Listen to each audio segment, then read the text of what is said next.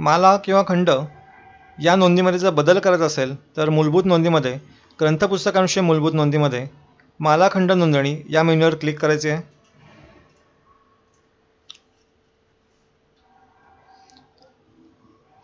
येथे बदल / रद्द करा या बटनावर क्लिक करायचं आहे. येथे ड्रॉपडाऊन लिस्टमध्ये जेवढे माला किंवा खंड आपण नोंदवलेले असतील ते दिसू शकतात. शोधण्यासाठी टाईप टू सर्च म्हटलं तेथे मी सरळ नाव टाईप करू शकतोय.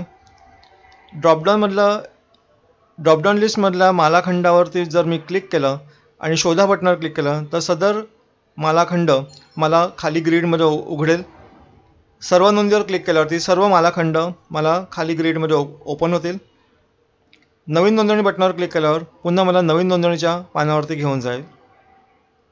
आता मी शोधा बटनावर क्लिक करतोय. येथे रद्द करा बटनावरती क्लिक केल्यावर सदर मालाखंड नोंदणी ही रद्द केली जाईल. बदल करा बटनावर क्लिक केल्यावर आपल्याला या नोंदणीत बदल करण्याची सोय असेल.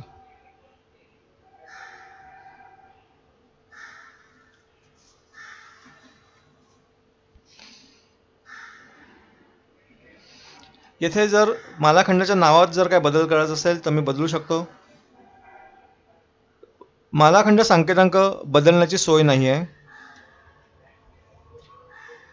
जतन करा बटनावर क्लिक केल्यावर ही नोंदणी म्हणजे हा जो काही बदल आहे तो अधिकृत केला जाईल, म्हणजे डेटाबेसमध्ये सेव्ह होईल.